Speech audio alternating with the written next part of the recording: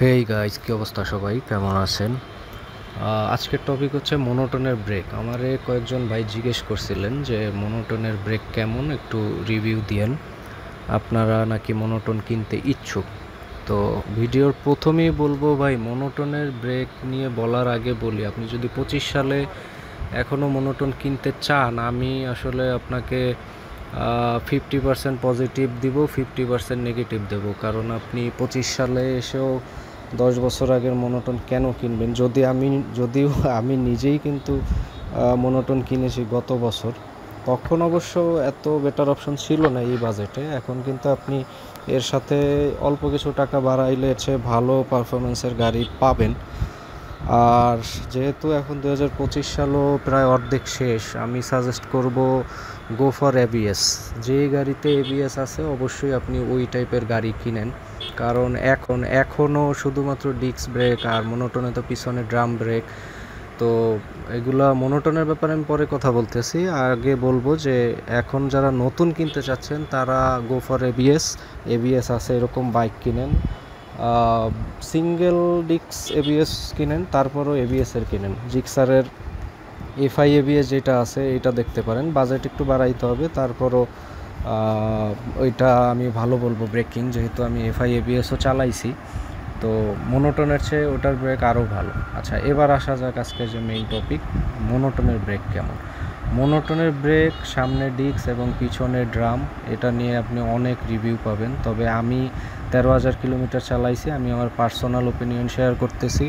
সেটা হচ্ছে আপনি সামনেরটা 70% এবং পিছেরটা 30%, এইভাবে যদি আপনি ব্রেক ধরেন আপনি যথেষ্ট ভালো পারফরমেন্স পাবেন। আর এটা আপনি দিন দিন যত মোনোটোন চালাতে থাকবেন আপনার স্কিল এই গাড়িটায় আরও বেড়ে যাবে। তবে বৃষ্টির দিনে, বর্ষার সময় যখন আপনি রাইড করবেন তখন কিন্তু নর্মাল ডিস্ক ব্রেক কিন্তু স্লিপ করে। আর আমি যতটুকু শুনছি, আমার বন্ধুবান্ধব যারা এবিএস বাইক চালায় এরাও বলছে যে এবিএসও অনেক সময় বৃষ্টির কারণে ধরে না।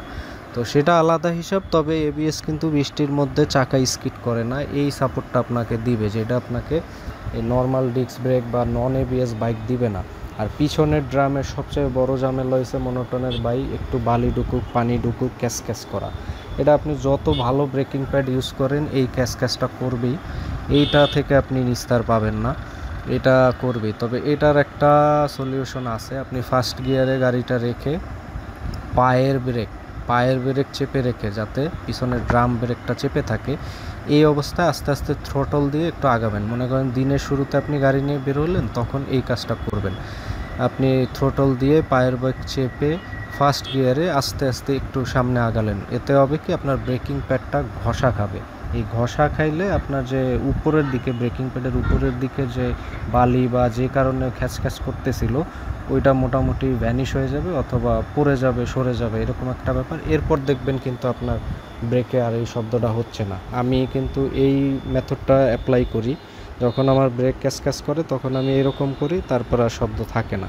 তবে এটা পুরোপুরি মুক্ত হওয়ার মতো কোনো মেথড আপাতত নাই। আর সামনে যে ডিস্ক ব্রেক, এইটা আপনি যদি স্টক থেকে আরও একটু ভালো পারফরমেন্স চান, তাহলে আমি বলবো যে আফটার মার্কেট যে ব্রেকিং প্যাডগুলো আছে আপনি ওইগুলো ইউজ করতে পারেন। যেহেতু স্টকে যেটা থাকে সেটাও আপনাকে ভালো পারফরমেন্স দিবে। তবে 6-7 হাজার চলার পরে, নতুন গাড়ি 6-7 হাজার চলার পরে কিন্তু এটা আর ওরকম ভালো সাপোর্ট দেয় না। এই জন্য আমি বলবো যে আফটার মার্কেট, কোনো আমি নির্দিষ্ট ব্র্যান্ড বলবো না, কিন্তু আপনি খোঁজ নিলে জানতে পারবেন বাংলাদেশে মোটামুটি আফটার মার্কেট 2টা ভালো কোম্পানির ব্রেকিং প্যাড পাওয়া যায়। আপনি ওইটা ট্রাই করতে পারেন, ওইটাই এর চেয়ে ভালো পারফরমেন্স পাবেন। তবে আপনার যেহেতু ওগুলো ceramic bike pad, so brake pad, so ওগুলায় কিন্তু ডিস্ক একটু বেশি খাবে। তো ডিস্কের দাম কিন্তু ভাই বেশি না। আপনার মোনোটোনের যে এই ডিস্ক আমি যতটুকু জানি 2025-এর মধ্যে পাওয়া যায়। তো ডিস্ক আপনার ও খাইতে খাইতে ও 4-5 বছর চলে যাবে। তারপরও এই জন্য কি আপনি ভালো ব্রেকিং কনফিডেন্সের জন্য ভালো ব্রেকিং প্যাড ইউজ করবেন না? অবশ্যই করবেন। আমি বলবো আফটার মার্কেট একটা ইনস্টল করে দেখতে পারেন। নতুন যদি গাড়ি কিনেন তাহলে 5-6 হাজারের পরে ইনস্টল করেন। এর আগে আপনি স্টকে যেটা থাকবে এটা দিয়ে ভালো পারফরমেন্স পাবেন। শুকনার সময় তো কোনো সমস্যাই নাই, আপনি সামনে 70 পিছনে 30 এভাবে করে এবং ইঞ্জিন ব্রেক যদি আপনি আস্তে আস্তে প্র্যাকটিসটাকে রাখতে পারেন তাহলে কিন্তু আস্তে আস্তে আপনি ভালো পারফরমেন্স পাবেন। আর তারপর যদি আপনি আফটার মার্কেটে এই ব্রেকিং প্যাড ইউজ করেন তাহলে আরও ভালো পারফরমেন্স পাবে। এই হচ্ছে মোনোটনের আপাতত, আর বলার মতো তেমন আসলে কিছু নাই ব্রেকিং নিয়ে।